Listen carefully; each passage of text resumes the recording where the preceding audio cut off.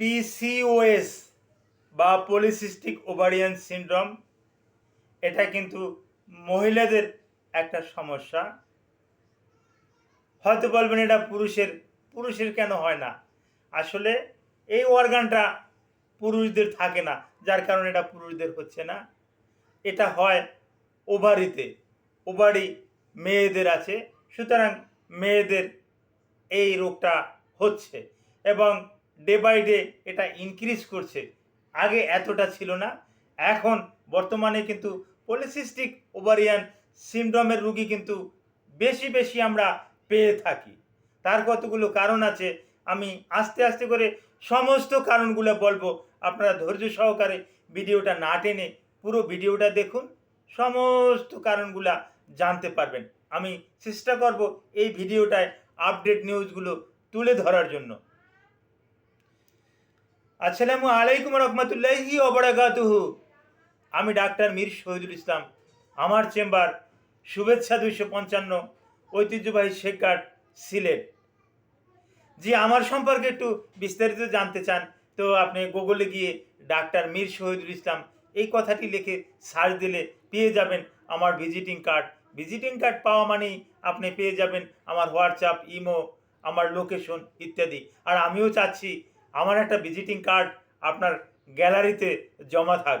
বিপদে আপদে যে কোনো সময় আপনি আমাকে কল দিলে আমি কিন্তু রিসিভ করি এবং আমি চেষ্টা করি আমার ক্ষুদ্রাতি ক্ষুদ্র ব্রেনে আপনাকে ভালো একটা পরামর্শ দেওয়ার জন্য, যে হ্যাঁ, আপনি এত রাত্র এত এই এই সমস্যা, এই ডাক্তারের কাছে যাবেন, এই হসপিটালে যাবেন, এখানে গেলে আপনার ভালো একটা চিকিৎসা হবে, এরকম একটা পরামর্শ আমি দিতে পারি আপনাকে বা দিয়ে থাকি বা ইতিপূর্বে দিয়েছি। কোনো রুগীতে বলতে পারবে না যে আমি ফোন করছি আর ফোন করে আমাকে পায় নাই বা পরবর্তীতে আমি তার ফোনের রিপ্লাই দিই নাই, এই রকমের কোনো ইতিহাস কিন্তু আমার নাই। তো যাক, একই কথায় দেখেন অন্য অন্য কথাগুলো বলে ফেললাম। আলোচনা করছিলাম পিসিওএস অর্থাৎ পলিসিস্টিক ওভারিয়ান সিনড্রোম। এটা মা বোনদের একটা রোগ। এটা বিশেষ করে মেয়েদের বয়সন্ধিকাল শুরু থেকে অর্থাৎ মাসিক শুরু হওয়ার পর থেকেই কিন্তু এই সমস্যাটা শুরু হয়। এর কতগুলো লক্ষণ আছে, লক্ষণগুলো ওই বলবো এবং যতদিন এই ঋতুচক্রটা চলতে থাকে ততদিন কিন্তু এটা থাকতে পারে।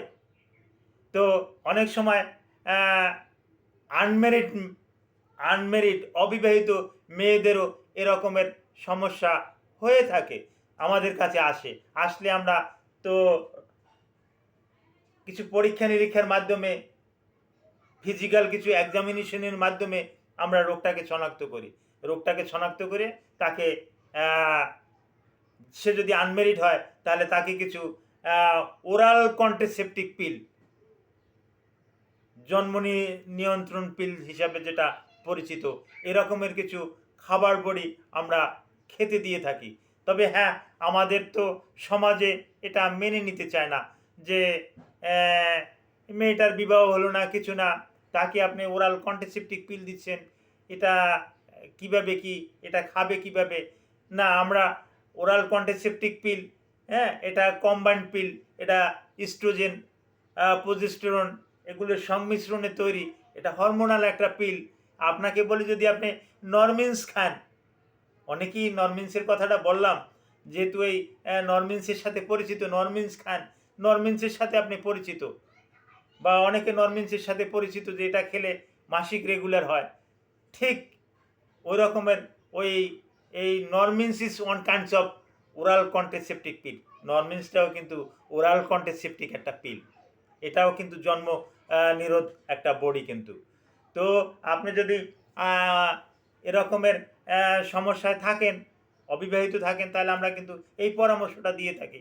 আর তখন ওরাল কন্ট্রাসেপটিভ পিলটা অনেক সময় সামাজিক সমস্যা থাকতে পারে, তখন তাকে বলি যে মা তুমি একটা কাজ করো, এই যে তোমাকে যে দেওয়া হলো ওরাল কন্ট্রাসেপটিভ পিল, এটা ওই কয়েকটার আমি নামই বলি, যেমন সরকারিভাবে যেটা দেওয়া হয় কম্বিনেশন 5 বা ওই সুখী, ওভাকন, ফেমিকন, ওভাস্টার, হ্যাঁ, মার্বেলন ইত্যাদি কতগুলো নাম বললাম, সাধারণত আমি নাম বলি না, এগুলো বললাম যে ঠিক যথা নিয়মে তুমি একটা একটা করে খেয়ে নেবে, কিন্তু তুমি একটা কাজ করো, ওষুধগুলোরে খুলে একটা কৌটায় ঢুকাই রাখো, ওখান থেকে বাহির করে একটা একটা করে তুমি খেয়ে নিও। তাহলে তুমি যার কাছে বসে খাবা সেও কিছু বুঝবে না, অন্য কোনো আত্মীয়র বাড়িতে তুমি গেলা, সে মনে করবে যে এটা হয়তো তার কোনো একটা সমস্যা, যার কারণে সে এটা খাচ্ছে।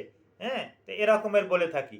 এখন আরেকটা কথায় আসি, যে এখন যারা বিবাহিত তাদের যদি ওই পিসিওএস পলিসিস্টিক ওভারিয়ান সিমটম থাকে, হ্যাঁ, তাদেরকে বলি যে আপনারা যদি ওই বাচ্চা নিতে চান, বাচ্চা নিতে চান তাহলে এক রকমের সিস্টেম, চিকিৎসাটা এক রকমের। আর বাচ্চাটা যদি না নিতে চান, অর্থাৎ মাসিকটা যদি নিয়মিত করতে চান, তাহলে আপনি ওই রকমের ওরাল কন্ট্রাসেপটিভ পিল আপনি খেয়ে যাবেন। তবে অবশ্যই ওরাল কন্ট্রাসেপটিভ পিল খাওয়ার আগে বা এ ব্যাপারে কোনো কিছু করার আগে অবশ্যই বিশেষজ্ঞ একজন ডাক্তারের সাথে পরামর্শ করে তারপরে কিন্তু আপনি এই সিদ্ধান্তে উপনীত হবেন। এছাড়া কিন্তু এই সিদ্ধান্ত গ্রহণ করা যাবে না। আর অন্যান্য রোগের মতন পলিসিস্টিক ওভারিয়ান সিনড্রোম এটাও কিন্তু ভালো করা সম্ভব। অনেকের ধারণা যে স্যার আপনি তো এতক্ষণ পলিসিস্টিক ওভারিয়ান সিনড্রোমটা বললেন, আসলে এটা কি? এটা মা বোনদের ওভারিতে বা ডিম্বাশয় কিছু ডিম্ব ফুটতে পারে না, ওটা দুর্বল থাকে, ওটা ছোট হয়ে থাকে, ওখানে অনেক সমস্যা দেখা যায়, ওখানে পিএলআইডির কারণে বা বিভিন্ন কারণে ওখানে এরকমের সমস্যা থাকে। এই সমস্যা থাকাটাকেই আমরা কিন্তু যখন ওটা ফুটতে পারে না, পরিপক্ক হতে পারে না, ওটা যখন পরিপক্ক একটা ডিম্বাণু হতে পারে না, তখনই কিন্তু এটাকে ওই আমরা পলিসিস্টিক ওভারিয়ান সিমটম কিন্তু বলে থাকি। তো যেটা বললাম যে এই ৮-১০টা রোগের মতন এই পলিসিস্টিক ওভারিয়ান এই ডিজিজটাকেও কিন্তু নিয়ন্ত্রণে আনা সম্ভব। কিভাবে? যেমন আপনি ডায়াবেটিস নিয়ন্ত্রণে আনেন কিভাবে? আপনি হাঁটাহাঁটি করেন, ব্যায়াম করেন, এক্সারসাইজ করেন, খাদ্য নিয়ন্ত্রণে রাখেন, আপনার ডায়াবেটিসটা কিন্তু নিয়ন্ত্রণে।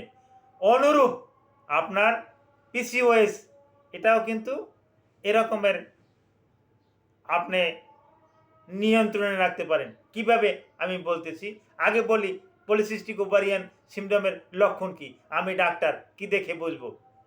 প্রথমত যে লক্ষণটা হবে, মাসিকটা নিয়মিত হবে না। নাম্বার 1 যে মাসিকটা নিয়মিত হবে না। নাম্বার 2 শরীরে অবেসিটির পরিমাণ বেড়ে যাবে, ওজনের পরিমাণ বেড়ে যাবে, মেদভুঁড়ি বেশি হবে, অত্যন্ত মেদভুঁড়ি হবে। নাম্বার 3 এই লক্ষণটাও একটা গুরুত্বপূর্ণ একটা লক্ষণ, শরীরে অবাঞ্ছিত কিছু লোম দেখা যাবে। যেমন একটা মহিলার তো গোঁফ থাকার কথা না, তার তো দাড়ি গজানোর কথা না, দেখা যাবে তার দাড়ি আছে, তার গোঁফ আছে, তার বুকে পশম আছে। এটা আমরা সচরাচর দেখে থাকি। আরও একটা লক্ষণ আমরা বলি, 4 নম্বরে হলো তার অ্যাকনি থাকবে এবং স্কিনটা অয়েলি হয়ে যাবে। আগে যদি ড্রাই স্কিনও থাকে, স্কিনটা অয়েলি থাকবে। আর এই সমস্ত রোগীর আরেকটা সমস্যা দেখা যায়, টিএসএইচ থাইরয়েড স্টিমুলেটিং হরমোন, এটার হাইপোথাইরয়েডিজম অথবা হাইপারথাইরয়েডিজম এরকমের হতে পারে। আরও একটা কিছু লক্ষণ আছে, তার ইস্ট্রোজেন, প্রোজেস্টেরন এবং প্রোল্যাক্টিন নামে যে হরমোনটা আছে এর ইমব্যালেন্স হতে পারে। প্রোল্যাক্টিন নামের হরমোনটা যদি ইমব্যালেন্স থাকে, সেক্ষেত্রে আমরা ক্যাবারগুলিন, তারপর আসে ব্রোমোক্রিপ্টিন, এ জাতীয় ড্রাগ দিয়ে কিন্তু আমরা নিয়ন্ত্রণে রাখি। এবং পিসিওএসে কিন্তু অনেক সময় আমরা এখন আর দেই না, এর অনেক সাইড এফেক্ট আছে। মেটফরমিন হাইড্রোক্লোরাইড, এই মেটফরমিন হাইড্রোক্লোরাইডটা আগে ডাক্তাররা বেশি দিত, কিন্তু এখন চিকিৎসার অনেক উন্নতির পরিপ্রেক্ষিতে এই মেটফরমিন হাইড্রোক্লোরাইডটা কিন্তু এখন আর দেওয়া হচ্ছে না। তো এই রকমের লক্ষণ। আরেকটা লক্ষণ, মাথার চুলগুলো ঝরে যাবে। চুল ঝরে যাবে বলতে অনেক হেয়ার ফল করবে, চুল পড়ে যাবে।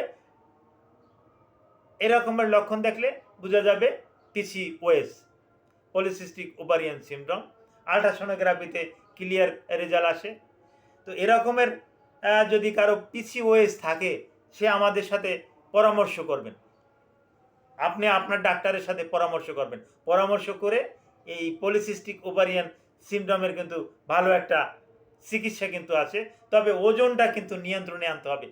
বেশিরভাগই আমরা দেখতেছি ওজনটা বেড়ে যাওয়ার পরিপ্রেক্ষিতে শতকরা 70% লোকের কিন্তু এই ওজন বৃদ্ধির কারণে কিন্তু এটা, আমি আবার বলছি, 100 জনের ভিতরে 70 জন রোগী পাচ্ছি আমরা তাদের ওবেসিটির কারণে কিন্তু তাদের এই পিসিওএস পলিসিস্টিক ওভারিয়ান সিনড্রোমের ডিজিজটা কিন্তু আমরা লক্ষ্য করতেছি। তো ওজনটাকে আপনাকে নিয়ন্ত্রণে রাখতে হবে। এই পিসিওএস সম্পর্কে আপনার আরও কোনো প্রশ্ন আছে? নো প্রবলেম, আপনি এই ভিডিওর কমেন্ট বক্সে পিসিওএস সম্পর্কে প্রশ্ন করুন, আমি আপনাকে উত্তর দিতে সক্ষম। আমি ডাক্তার মীর শহীদুল ইসলাম আপনাদের থেকে বিদায় নিলাম।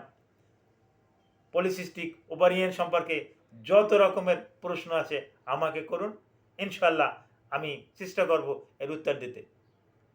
Thank you all.